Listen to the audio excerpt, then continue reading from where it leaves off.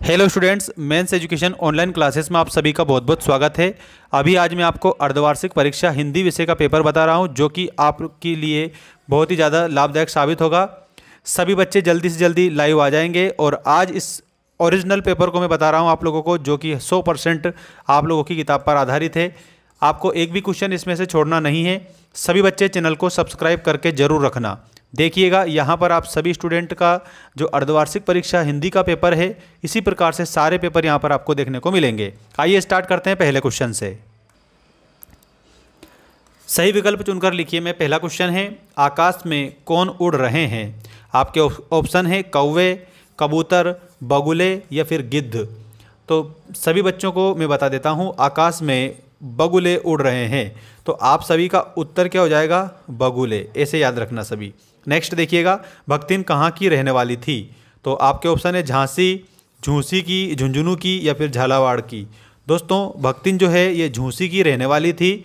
और भक्तिन नामक जो पाठ है ना, ये किसने लिखा है? तो आपको याद रखना, महादेवी वर्मा ने। ठीक है, ये आप लोगों को सबको याद रखना है। तो झूंसी की रहने वाली थी भक्तिन, और भक्तिन का वास्तविक जो नाम था ना, वो लक्ष्मीन था। आप सभी स्टूडेंट याद रखेंगे। ठीक, अगला देखिएगा, जूझ उपन्यास मूलतः किस भाषा में लिखा गया है? देखो, जूझ का मतलब होता है संघर्ष। ठीक है, तो यहाँ पर जूझ जो उपन्यास है, ये कौन सी भाषा में लिखा है? तो आंसर के रूप में आपको बता देता हूँ मैं, और वो है मराठी भाषा में लिखा गया है। तो आपका मराठी उत्तर सही हो जाएगा। रोटेट कर लेना सभी मोबाइल को, ताकि अच्छे दिखाई दे आपको। निम्न में से किसका संबंध कविता से नहीं है? साथियों, आपके ऑप्शन है शब्द, भाषा, छंद या फिर वाद्य यंत्र। तो इसमें आपको आंसर करना रहेगा, और वो हो जाएगा वाद्य यंत्र का। ठीक है, कविता में शब्द भी होते हैं और भाषा भी होती है और छंद भी होती है। इन तीनों को मिलाकर कविता बन जाती है। तो ये मुख्य तत्व हैं इसके। ठीक है, इसलिए आप लोगों को यहाँ पर जिसका कविता से सीधा सा संबंध नहीं है, वो वाद्य यंत्र होता है। ठीक है, अगला देखिएगा, उर्दू फारसी की छंद शैली क्या कहलाती है? देखिएगा, जिसमें उर्दू भी है प्लस फारसी भी है, तो यहाँ पर जो इन दोनों का मिश्रण छंद शैली जो बनती है ना, वो आपको बता देता हूँ मैं, और वो हो जाएगी रुबाई। तो रुबाई छंद आप लोगों का करेक्ट उत्तर इसमें हो जाएगा। आप सभी बच्चों के लिए जानकारी है कि रुबाइयाँ जो है, ये नामक पाठ लिखा है फिराक गोरखपुरी ने। तो इसमें आपको फिराक गोरखपुरी आंसर याद रखना रहेगा सभी स्टूडेंट को। ठीक, अगला देखिएगा, अर्थ के आधार पर वाक्य के प्रकार हैं। तो अर्थ के आधार पर वाक्य के 8 प्रकार होते हैं। ठीक है ना, रचना के आधार पर वाक्य के 3 प्रकार होते हैं, और वाच्य के आधार पर अगर आपसे पूछते हैं तो वाच्य के आधार पर भी 3 बताना है। नेक्स्ट क्वेश्चन देखिएगा आप सभी, आत्म परिचय से लिया गया है। रिक्त स्थान में आपको मैं बता देता हूँ, आत्म परिचय निशा निमंत्रण से लिया है। भक्तिन महादेवी जी का एक संस्मरणात्मक रेखा चित्र है।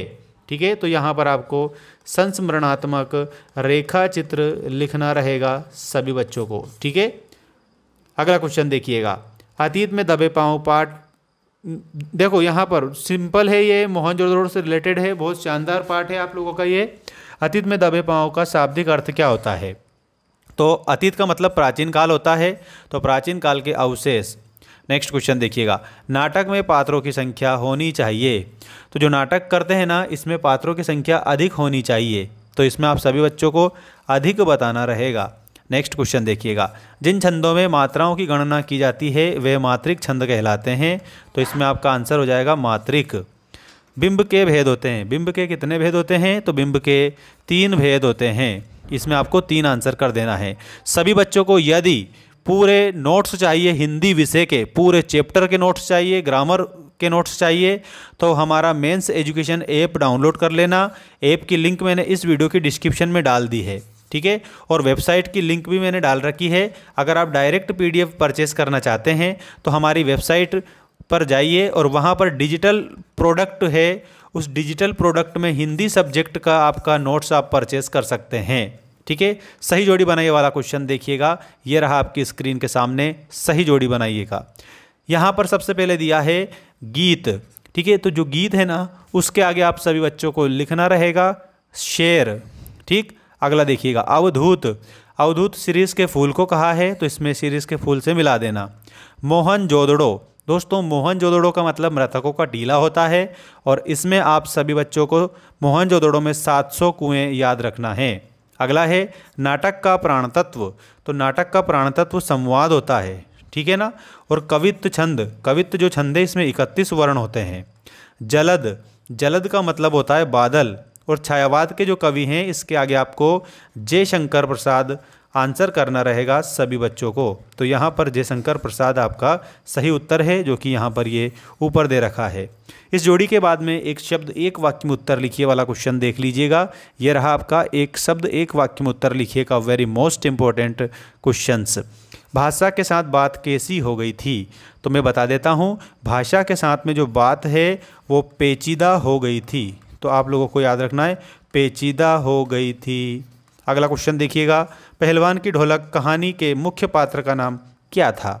तो दोस्तों इसमें लुट्टन सिंह था, ठीक है। तो आप लोगों को लुट्टन सिंह लिखना है। इसका उत्तर मैं यहाँ पर आपके लिए लिख देता हूँ, ठीक है। ये हो जाएगा लुट्टन और आगे लिख देना आप सिंह।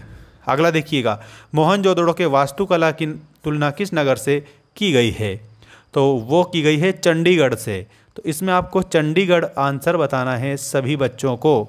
चंडीगढ़ आपका सही उत्तर हो जाएगा। उल्टा पिरामिड शैली में समाचार को कितने भागों में बांटा गया है, तो दोस्तों 3 भागों में बांटा गया है। कितने भागों में? 3 भागों में। शब्दों के सार्थक समूह को क्या कहते हैं, तो आपको याद रखना है शब्दों के सार्थक समूह को वाक्य कहते हैं। कान का कच्चा मुहावरे का अर्थ बताइए, तो इसमें कान का कच्चा जो है मुहावरे का अर्थ आपको बताना है और वो हो जाएगा अफवाहों पर विश्वास करना, ठीक है। ये मैं यहाँ पर लिख देता हूँ, अफवाहों पर विश्वास करना, ठीक है। इस प्रकार से आप करेक्ट करेंगे। सभी बच्चे चैनल को सब्सक्राइब कर लीजिएगा। देखिएगा, व्यंग्यार्थ को प्रकट करने वाली शब्द शक्ति क्या कहलाती है, तो दोस्तों प्यारे बच्चों वो हो जाएगी व्यंजना शब्द शक्ति, ठीक है। तो यहाँ पर आप लोगों को व्यंजना शब्द शक्ति इसमें बताना रहेगा सभी बच्चों को। अब मैं आपको एक बात बता देता हूँ, इसमें के अगर आपको 10 model test paper with solution चाहिए तो हमारा मेंस एजुकेशन ऐप डाउनलोड कर लेना। वहाँ पर मैंने ग्रामर का कोर्स भी दे रखा है और हिंदी के नोट्स भी दे रखे हैं, जिसमें सारे टेस्ट पेपर मिल जाएंगे।